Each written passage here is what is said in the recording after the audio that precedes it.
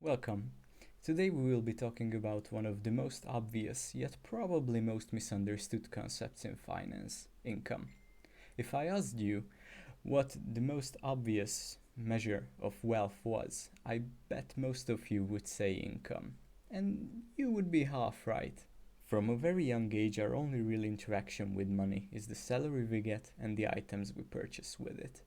The source of this salary may change over the years from our parents to our employer to the government, but at the end of the day, it's still just a number you get on your card or into your hand, which we slowly deplete over a time period until the next such transaction.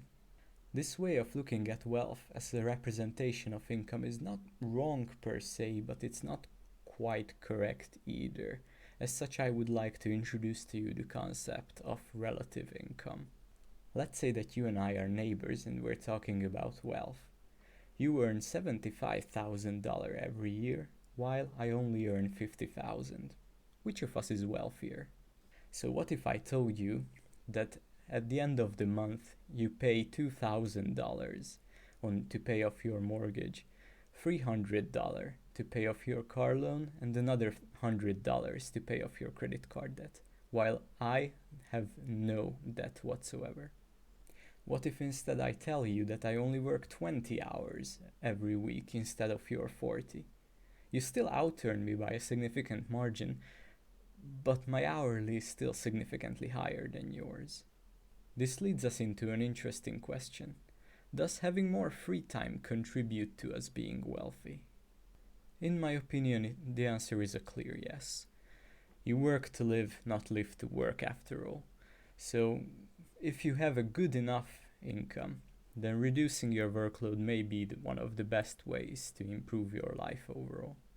There is one argument against it which I would accept, and that is to point out that earning as much as you can early on, saving, investing it, making sure that it earns you a nice passive income, in other words, where the money works for you, can save you up a lot of time and give you a lot of freedom later on in life. If you're the kind of person who thinks like that, I would kind of agree with you. It's a very efficient way to live life. However, I would still not recommend it for most. The reason is simple.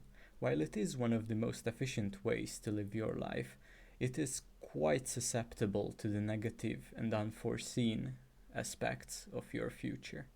Even if we disregard the very real possibility of an illness, an accident, or even death happening, which would all quite obviously impact your ability to use your newfound wealth, it is still a very, very hard strategy to pull off correctly.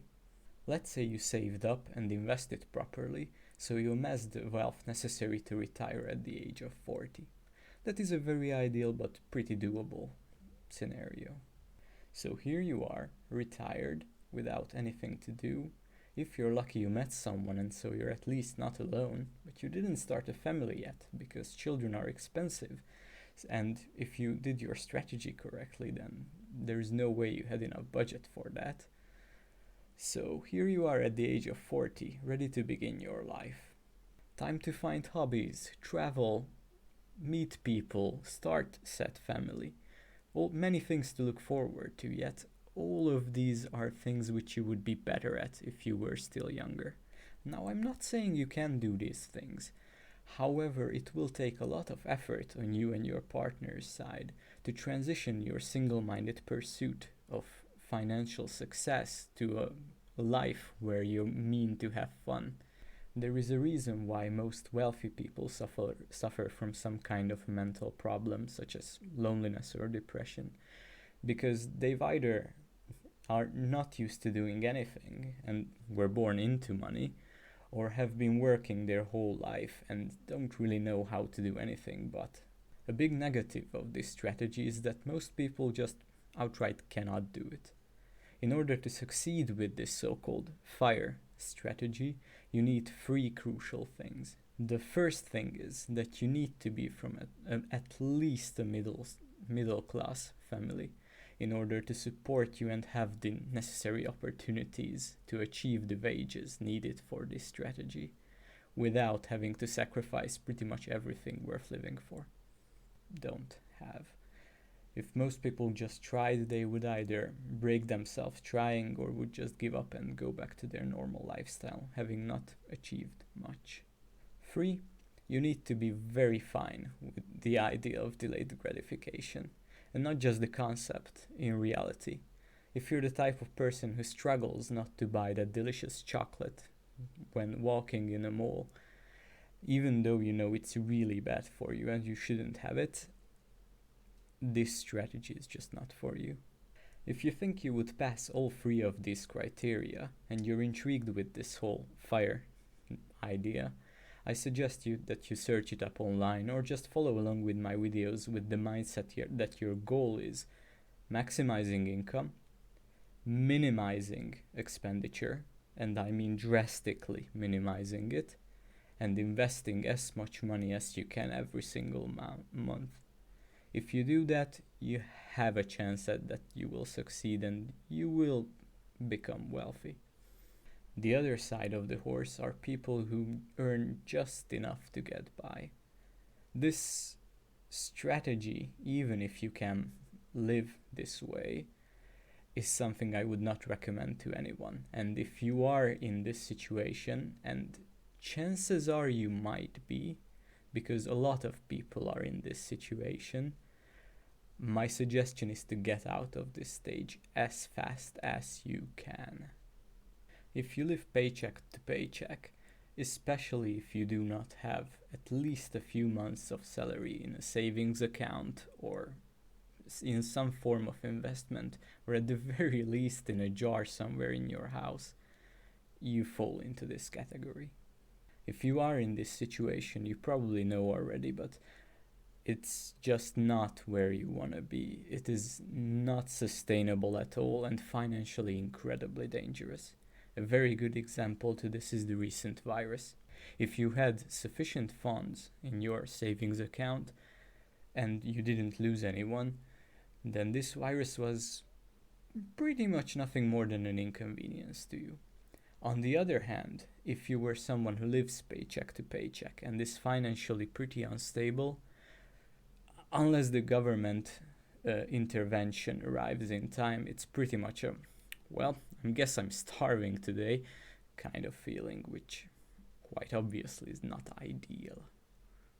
You can get out of this state, obviously, but the road is very difficult. You will need to educate yourself, decrease your expenditures significantly, pay off debts, find higher paying jobs. All of these topics I will go over in future videos, but these should be of utmost importance to you. And finally we get to a group which is in the ideal financial situation. You are in this group if you consistently out-earn your spendings by a significant margin. You have enough savings so that a few months without salary would not cause you any problem, or if you lost your job, that also you would have enough time to find a new job without having to really cut back on your life. If you fall into this camp, then you are in the ideal position to begin to think about and actually begin investing. You have the luxury to make goals for yourself, financially speaking. You can, for example, choose to spend most of your energy and money towards investing, building up a healthy portfolio, which will help you to an early retirement, or maybe if you so desire, ensure that your children will never have to worry about basic necessities ever again. Or you can save the absolute minimum you need for a financial stability. You can use the extra cash you have to avoid debt, handle your business without having to reach for that out. You can use it to travel and in general just enjoy yourself while not being at the mercy of your employer. By the end of the series, I hope to give you the necessary knowledge you need to reach this stage and to use its benefits to their utmost. And depending on what your financial goals are, it should give you a solid base to start from. The next video will be about tips and strategies you can employ to find better jobs, get higher pays and improve your quality of life and enough of a salary to begin your investment journey. Until then, like and subscribe, that really helps, and I'll see you in the next video.